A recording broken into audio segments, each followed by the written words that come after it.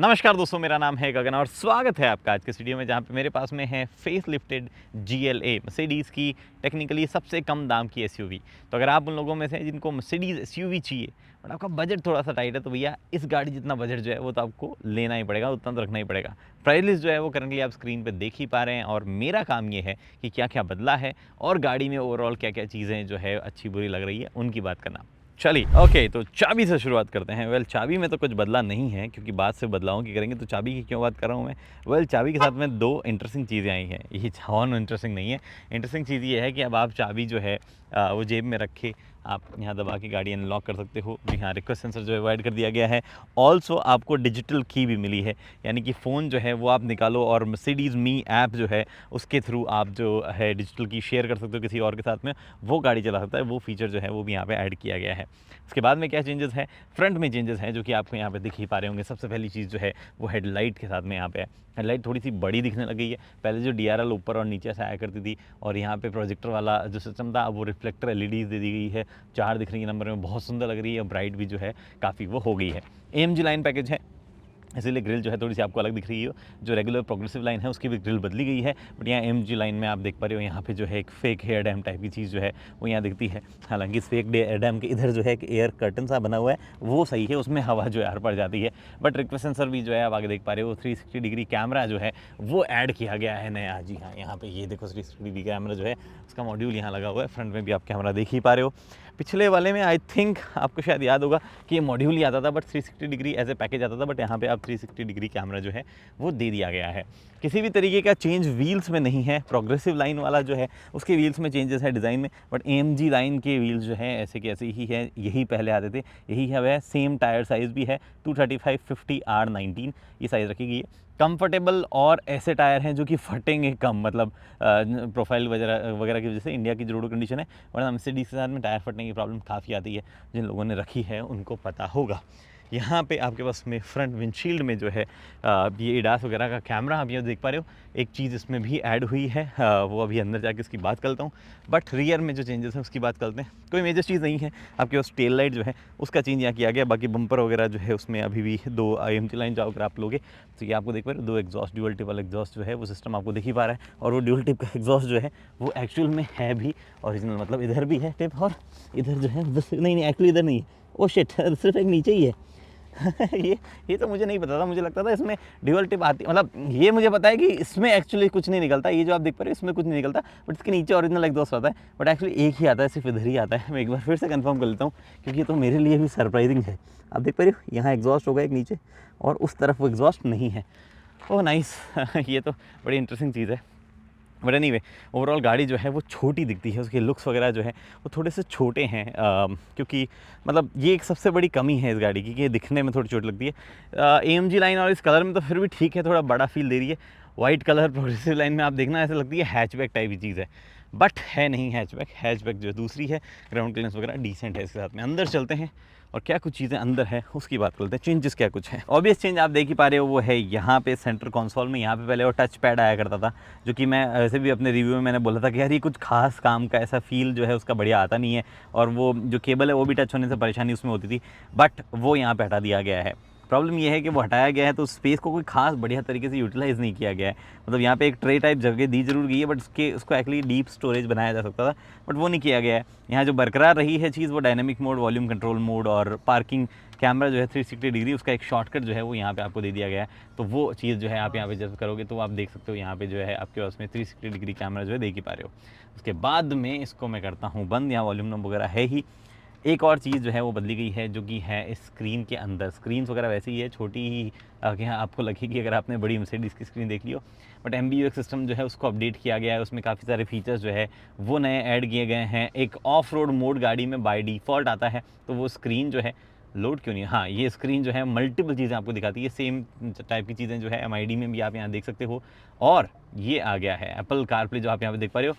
Apple CarPlay Android तो पहले भी एप्पल कारप्ले एंड्रॉइड तो पहले भी आता था, बट अब वायरलेस जो है वो यहाँ पे आ गया है। तो मेरा फ़ोन जो है जो कि अभी यहाँ पड़ा है वो यहाँ पे वायरलेस चार्जर में मैं रखूँ और वायरलेस कारप्ले जो है चल जाए। ओवरऑल सिंक अब बैठ गया है। पहले वायरलेस तरीके से एप्पल कारप्ले काम नहीं करता था, वो चीज़ यहाँ है। कुछ कुछ चेंजेस ये ट्रिम वगैरह में हल्के से दिख रहे हैं मुझे, if I am not wrong. हल्का सा यहाँ पे चेंजेस है, जो ट्रिम यहाँ पे लगी हुई है।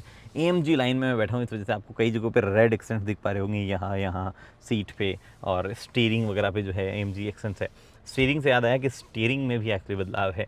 ये जो बीच में यहाँ पे आपके पास में गैप है, जिस तरीके का स्टीयरिंग यूज़ किया गया है, not just AMG line, progressive line जो है उसमें भी स्टीयरिंग में बदलाव है। वो पूरा राउंड है, ये डी कट है, बट हाँ यहाँ पे बदलाव जो है वो ज़रूर आपको उस वाले स्टीयरिंग में देखने को मिल ही रहा है। ओवरऑल ये एक ही वेलकम चेंज है, जिसकी वजह से जो ड्राइवर है उसको तो काफ़ी अलग दिखता है जो सेटअप है थोड़ा बहुत, बट अदरवाइज पैसेंजर्स वगैरह को एकदम से शायद ऐसे कुछ बड़े चेंजेस देखने को ना मिले। और जो मैं आपको एडास वाली चीज़ बोल रहा था, दो चीज़ें हुई है। एक तो हाई बीम असिस्ट जो है वो ऐड कर दिया गया है, दूसरा ब्लाइंड स्पॉट मॉनिटर जो है वो यहाँ पे ऐड कर दिया गया है, जो कि अगेन ऐसी चीज़ है जो कि बढ़िया काम है। मतलब एटलीस्ट जो प्राइस बड़ी है कुछ तो जस्टिफिकेशन हो, भले ही मतलब जितनी बड़ी होते का जस्टिफिकेशन नहीं दे पाएंगे सारे फीचर्स, बट फिर भी ये एक अच्छी चीज़ जो है यहाँ पे ऐड हो गई है। और हाई बीम असिस्ट तो डेफिनेटली बढ़िया चीज़ है ही, उसमें तो कोई डाउट है ही नहीं। एक और चीज़ ऐड हुई है बाय द वे, एक और चीज़ जो नई ऐड हुई है वो ये कि अगर चाबी जो है वो आपकी जेब में है और आप गाड़ी के पीछे आके ऐसे करोगे तो फटा भाई काफ़ी फास्ट एक्चुअली हो रहा है, तो आपका बूट जो है वो यहाँ पे ओपन हो जाएगा। बूट का स्पेस जो है देख ही लिया आपने, तो उसकी बात करते हैं। It's good actually. अभी आप करंटली देखो तो मैंने एक कैबिन साइज़ बैगेज जो कि थोड़ा सा फूला हुआ है, और एक जो है कैबिन साइज़ से थोड़ा ऊपर वाला चेक इन, जो मतलब मीडियम चेक इन बैगेज आता है, वो यहाँ पे मैंने रख रखा है। उसके बावजूद थोड़ा सा स्पेस बचा है, थोड़ा इधर भी बचा है, तो ऐसा बहुत बड़ा नहीं है, बट फिर भी आप डिसेंट चीज़ें घुसा सकते हो इसके अंदर। हाउएवर आपके पास में नीचे जो है स्पेयर टायर आपको मिलता है। अब आप उतनी उम्मीद मत लगाइएगा कि स्पेयर टायर आपको फुल साइज़ मिलेगा, क्या फुल साइज़ तो डेफिनेटली नहीं मिलेगा, बट वो ऐसा भी नहीं कि एक आध साइज़ छोटा मिलेगा आपको। जो टिपिकल हम लोग बोलते हैं ना साइकिल वाला टायर है या मोटरसाइकिल वाला है, वैसे वाला छोटा वाला मिलेगा, बट स्पेयर टायर मिलता है, वो अच्छी चीज़ है। उसके बाद भी थोड़ा बहुत स्पेस जो इधर उधर बच जाता है, आप रख सकते हो। एक प्रॉब्लम इस गाड़ी के साथ, लेकिन वो प्रॉब्लम है थोड़ी सी यहाँ पे, इस सीट का थाई सपोर्ट उतना अच्छा नहीं है। आगे स्पेस ठीक है, जिस तरीके से काम की है वहाँ पे कोई ज़्यादा इश्यू नहीं होगा, पर थाई सपोर्ट उतना अच्छा नहीं है, और यहाँ पे ऐसे बैठ के बहुत ज़्यादा कंफर्टेबल फीलिंग नहीं आती है, वो थोड़ा सा इशू इस गाड़ी के साथ में।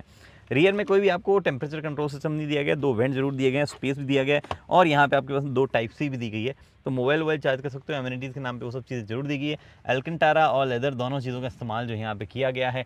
ऊपर की तरफ आपको डबल सनरूफ मिलती है, जी हाँ, खुलती एक ही है, जिन लोगों को बाहर निकलने का शौक है खुलती एक ही है, बट उसको खोल के जो है आप ऐसे बाहर मत निकला करें, चलती गाड़ी में, खड़ी गाड़ी में निकल जाएं, बट यहाँ पे भी आपको मिलती है। बट ये अगेन सनरूफ जो है उसका ब्लाइंड थोड़ा सा ओपेक, मतलब कम्प्लीटली ब्लैकआउट नहीं है। लाइट्स वगैरह तो भैया एज़ यूजुअल मर्सिडीज़ भी हम लोग की गजब ही मिलती है, मतलब कोई इशू ही नहीं है। बढ़िया LED येलो, हल्की येलो टोन वाली लाइट जो है यहाँ पे मिलती है। बाकी बीच वाला जो बंदा है उसको हेड तो मिलता है, बट किसी भी तरीके का आर्म रेस्ट जो है वो आपको यहाँ पे ऑफर नहीं किया जाता है। आपको खोल के दिखाता हूँ, ये आपको ऐसा ही मिलता है, मतलब 40-20-40 ये स्प्लिट मिलता है, बट आर्म रेस्ट वगैरह जो है वो ऑफर नहीं की जाती है। बट मर्सिडीज़ है ऑब्वियसली, तो सेफ्टी वेफ्टी जो उसका ध्यान रखा गया है। 7 एयरबैग मिलते हैं आपको, आइसोफिक child seat, headrest, seat belt, सब जो है वो मिलते हैं। बाकी एक चीज़ तो माननी पड़ेगी, इस गाड़ी का इंटीरियर कमाल लगता है, मतलब जिस तरीके से डिज़ाइन है, चाहे यहाँ पे ये एयरक्राफ्ट के इंजन के स्टाइल, यहाँ पे AC वेंट्स है। मैंने जानबूझकर इनको सबको जो एम्बियन लाइट चालू रखी है, आई डोंट नो आप देख पा रहे हो नहीं देख पा रहे हो, एक वॉयलेट पर्पल एम्बियन लाइट जो है हर जगह जल रही है, और बहुत ही सुंदर वो रात में दिखती है। उसमें कोई भी जो है किसी तरीके की डिनाइल नहीं है कि दिखती सुंदर नहीं है, अंदर से भी।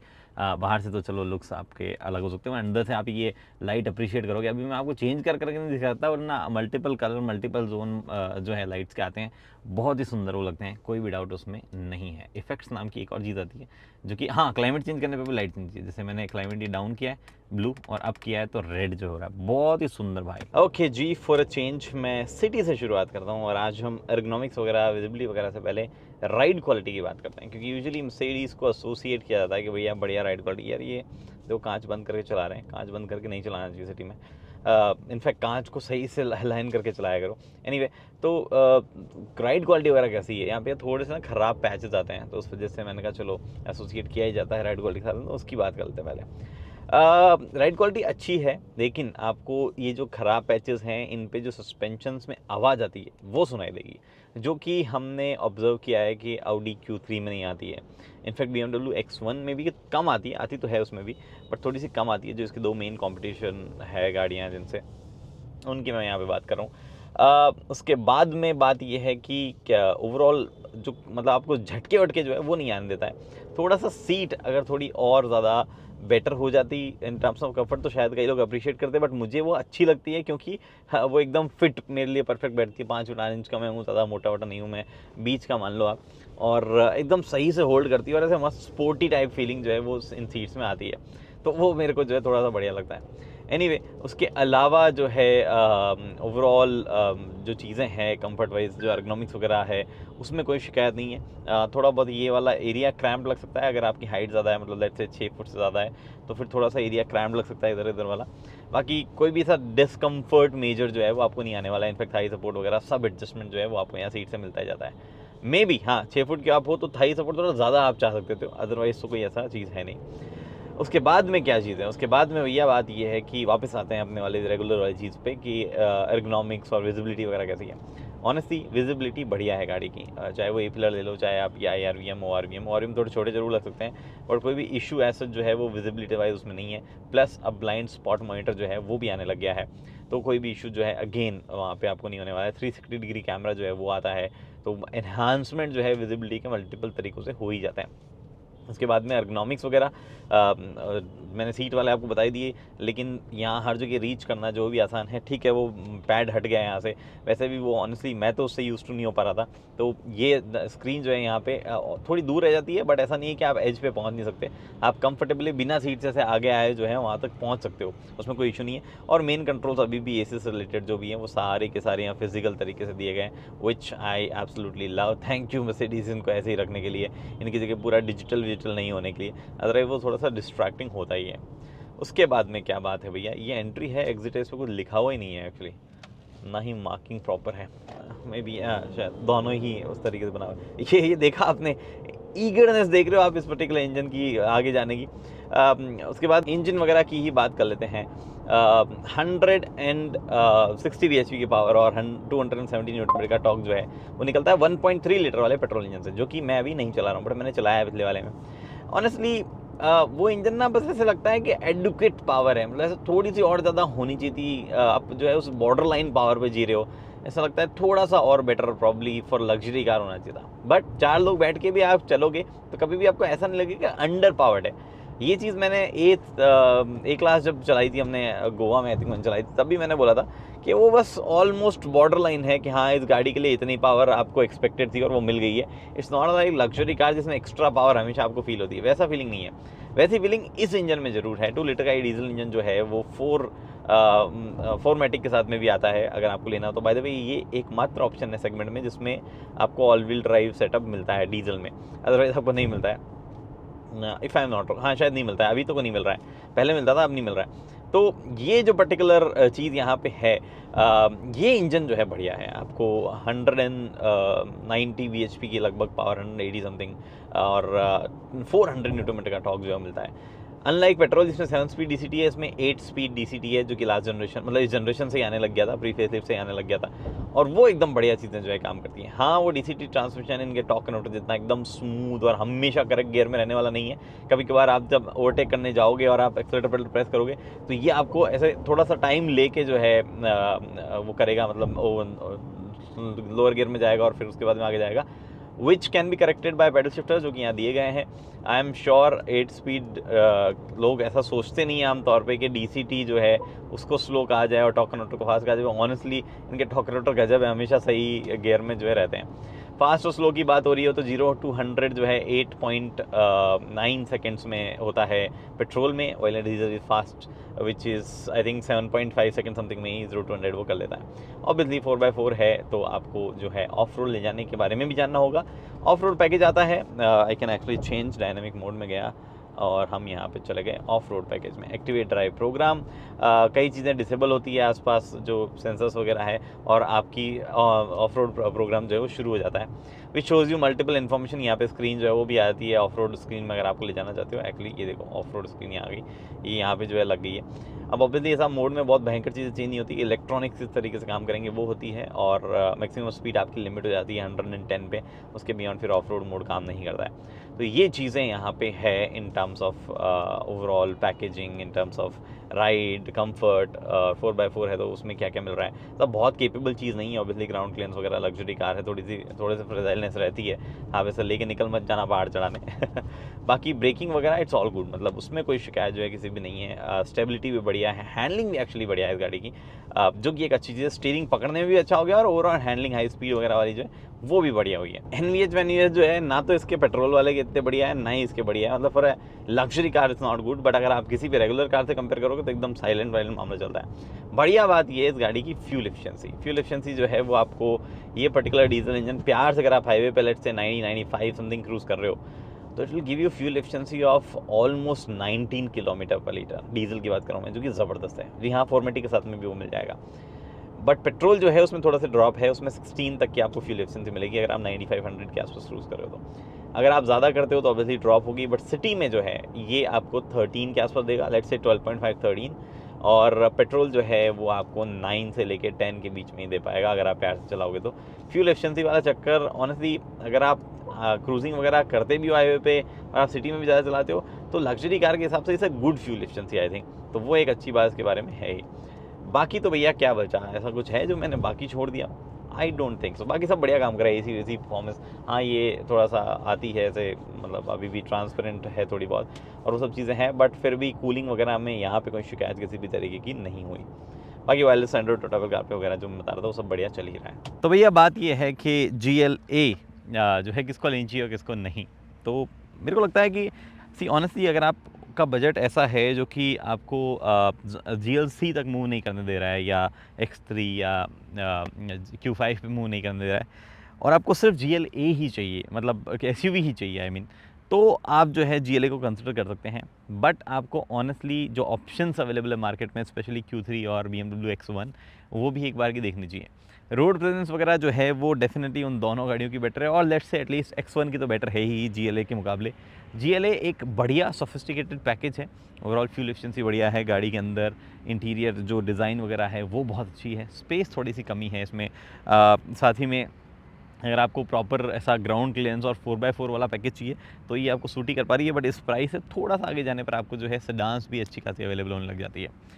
ऑल 3 ऑप्शंस, मतलब BMW में भी है, ऑडी में भी है, और आपके पास में मर्सिडीज़ में तो है ही। तो आपको बहुत कम लोगों के लिए शायद ये प्रोपोर्शन फिट बैठेगा अगर आपको लेना है तो। हाँ, स्ट्रॉन्ग पॉइंट्स हैं और ऐसा कोई मेजर नेगेटिव नहीं है apart from the space part जो मैंने आपको दिखाया, और ओवरऑल लुक्स जो थोड़े से ऐसे गाड़ी को छोटा दिखाते हैं, स्पेशली प्रोग्रेसिव लाइन वाली में। AMG लाइन में तो फिर भी ठीक लगी है। इन दो के अलावा कोई बड़ा नेगेटिव जो है इस गाड़ी के बारे में नहीं है। फिलहाल इस वीडियो में इतना ही, उम्मीद करता हूँ वीडियो पसंद आई। पसंद लाइक शेयर सब्सक्राइब आप कर सकते हैं। अगली वीडियो तक दोस्तों हेलमेट पहनिए, सीट बेल्ट पहनिए, सुरक्षित चलिए। धन्यवाद।